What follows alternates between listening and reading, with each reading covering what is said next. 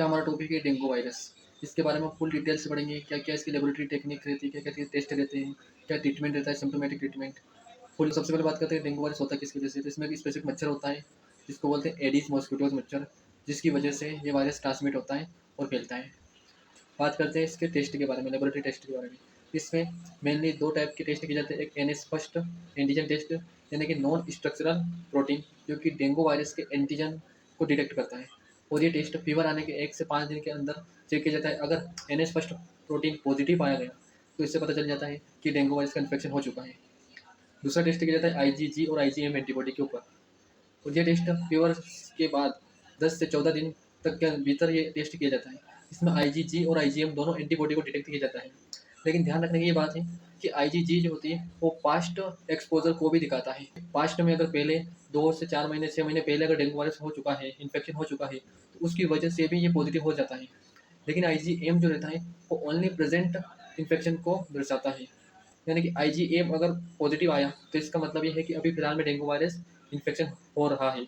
लेकिन अगर IgM absent है तो ओनली आईजीजी पॉजिटिव आया है, तो उसी केवल आईजीजी के ऊपर अपन ये निष्कर्ष नहीं निकाल सकते कि डेंगू वायरस प्रेजेंट है। इसके लिए अपने को NS1 प्रोटीन टेस्ट भी करना जरूरी है और सीबीसी करना जरूरी है, जिसमें अपन प्लेटलेट काउंट और WBC टोटल ल्यूकोसाइट काउंट उसको देखेंगे। अगर प्लेटलेट काउंट 1.5 लाख से 4 लाख के बीच से कम हो जाएंगे, 1.5 लाख से भी कम हो जाएंगे, तो अपने को पता चल जाएगा कि डेंगू वायरस का इन्फेक्शन हो चुका है। और WBC काउंट है वो भी नीचे गिर जाएगा। अगर 4000 से भी कम आ जाएगा तो उसको भी पता चल जाएगा कि इन्फेक्शन हो चुका है। ठीक है, तो ये हो गया इसके लेबोरेटरी टेस्ट के बारे में। अब बात करते हैं अपन कि क्या-क्या चीज़ें डेंगू वायरस की कंडीशन में अवॉइड करनी चाहिए। तो मेनली 2-3 चीज़ें रहती हैं। एक तो कि इसमें कोई भी एंटीबायोटिक नहीं देनी है, क्योंकि ये वायरस की वजह से होता है, जिसमें एंटीबायोटिक का कोई रोल ही नहीं है, ना कोई यूज़ होता है। अगर एंटीबायोटिक दी तो उसकी वजह से रेसिस्टेंट डेवलप होगा, जो कि फ्यूचर में प्रॉब्लम करेगा। इसलिए एंटीबायोटिक को अवॉइड करना है। दूसरा है एनसेड क्लास की सारी जो मेडिसिन रहती है, जैसे कि मेफेनेमिक एसिड, डाइक्लोफिनेक, एसिक्लोफिनेक और इबुप्रोफेन, ये सारी टैबलेट जो कि दर्द में, मसल्स पेन में रिलीफ कराती है, ये सारी टैबलेट्स इसमें अवॉइड करनी है, ये भी नहीं देनी है। ये 2 चीज़ें इसमें अवॉइड करनी है। ठीक है, अब बात करते हैं कि सिम्पटम्स क्या-क्या हैं।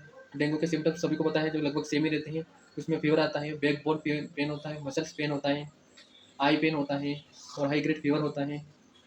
ये इसके नॉर्मल सिम्पटम्स रहते हैं। बाकी नोज़िया, वोमिटिंग, डायरिया, ये सारे लगभग डेंगू फीवर में, डेंगू में सब में सेम ही रहेंगे। तो ये इसके सिम्पटम्स हो जाएंगे। उसके बाद इसके ट्रीटमेंट की बात करें तो इसमें कोई भी स्पेसिफिक ट्रीटमेंट नहीं होता है, बस उसमें सिम्प्टोमेटिक ट्रीटमेंट अपन करते हैं।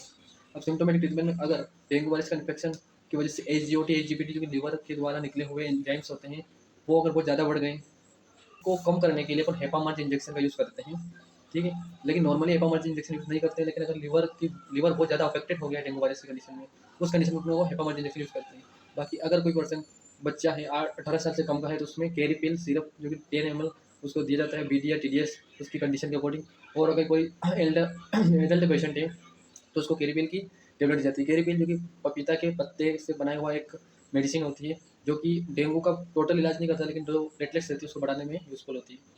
उसके अलावा सिम्प्टोमेटिक ट्रीटमेंट यानी कि अलावा फीवर को कम करने के लिए डोलो 650 mg अपन दे सकते हैं। लेकिन ध्यान रखना है कि डोलो मतलब ओनली पैरासीटामोल ही देनी है।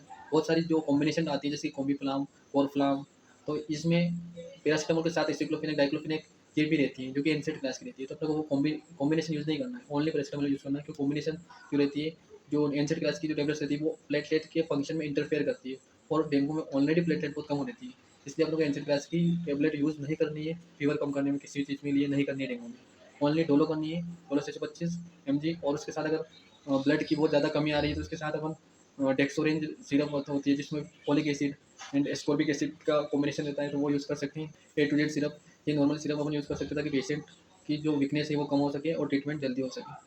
इसके अलावा ट्रीटमेंट में अपन NS, normal saline, RL, Ringer lactate, DNS ये दे सकते हैं ताकि फ्लूइड रिकवरी हो जाए। तो ये रहा डेंगू का फुल ट्रीटमेंट, जिसमें लेबोरेटरी टेस्ट भी आ गए, उसके काउस सारी चीज़ें आ गई। अगले वीडियो के लिए